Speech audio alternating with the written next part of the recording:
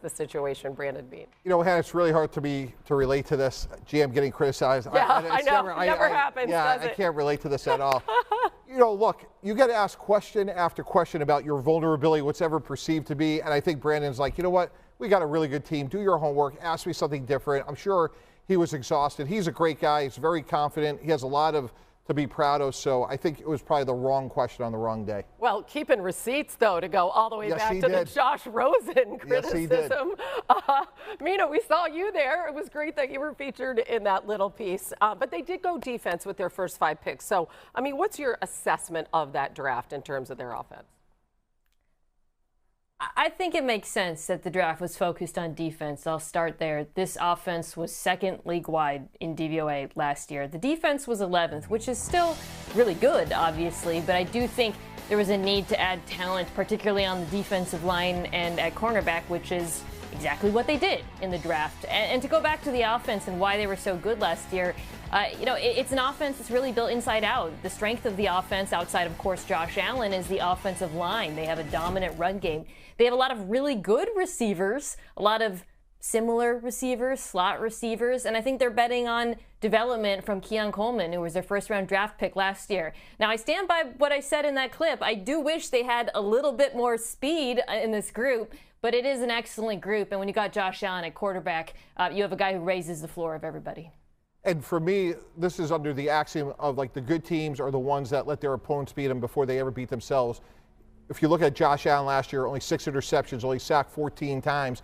And sometimes the greatest improvement, and Amina just touched on it a little bit, is when you're returning young players get better. So Keon Coleman's one, but you think about, you know, Dawson Knox, Dalton Kincaid, Khalil Shakir. They're a little bit older, but I expect them to get better. But this is an offense that, to me, it's well coached. They were third in point differential, which speaks to the fact that they did score points, even though they don't have that explosive element. And then defensively, again, the offseason's a continuum. They signed a couple of players that are going to be suspended. So they sort of doubled down, and I thought that was really smart.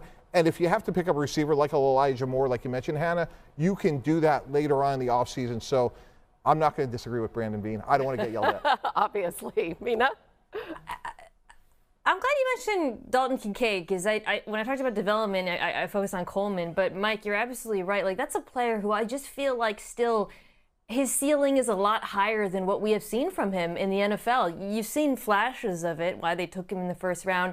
I mean, he, to me, when we talk about guys who can really threaten vertically and make this offense more explosive, that's the kind of tight end he was in college. He is a seam stretcher. He's got wonderful hands downfield, but he hasn't become as dominant as I think his draft status and his potential, the tape suggests he could be. I mean, I thought this Bills offense would like be living in 12 personnel with him and Knox, but you know, they haven't quite hit that, and that's something I would look for this year. If Kincaid can hit another level, then I think we won't be complaining about the receiving group. Yeah, 6 of their 9 picks were on the defensive side. No offense until they take another tight end in round 5. All right, time to get you caught up on some of the best things we heard this week. Cardinals head coach Jonathan Gannon was asked about Marvin Harrison Jr. and expectations for him this upcoming season. From year 1 to year 2, I think that's where guys make a huge jump. And this guy played unbelievable ball for us. But if you talk to him, he'd be the first to tell you, like, I need to get better at these couple things. And, man, he has went to work on them. And I'm really excited to see where his game goes. The guy's a ready-made pro. He does all the right things. He was here the whole offseason. I think he added a little bit of muscle mass. He looks a little bit bigger. All his numbers, his metrics are all better than when we got him. I'm not going to speak truth into the universe, but just wait until this guy plays this year. Mina, what do you think? What sort of leap do you expect from him? Yeah, I think a big one, because Marvin Harrison Jr., his rookie season didn't live up to his potential where he was drafted, but there were flashes of the dominant receiver we saw in college. There were games where he looked like the best rookie receiver. The Rams game you're seeing there, he was so explosive on those deep overs. And then I thought the final game of the season as well, week 18, you really saw that big frame, contested catch ability, how incredible a route runner he is at his size. He just has to put it together, I think, more consistently and not disappear in games, and it sounds like he's going to do that. Yep, should have a big year too. Okay, now you might have missed this. Falcons general manager Terry Fontenot spoke about the team's plans for Kirk Cousins.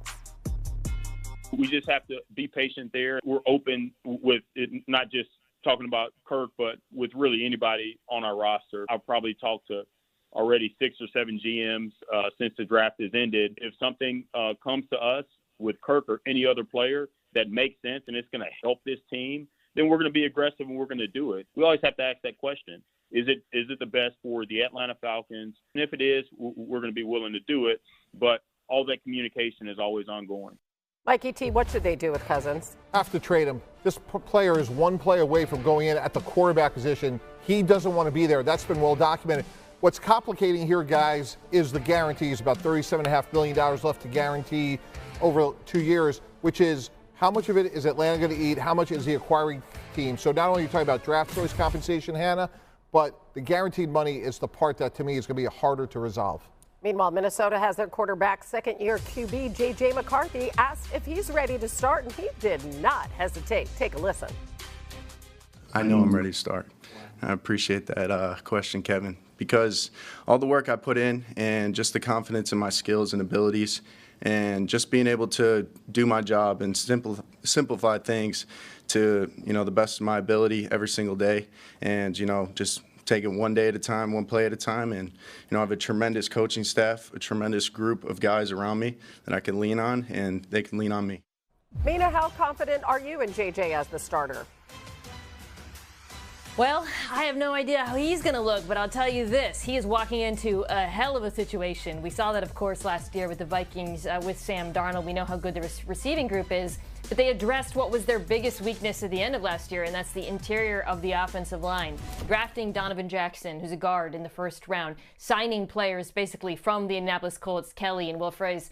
So J.J. McCarthy is going to be protected. They already have a very good tackle duo, and that gives me confidence in his ability and his what is a redshirt rookie season. Yeah, it's going to be fascinating to see. All right, now we have a bonus in case you missed it for our former Jets GM.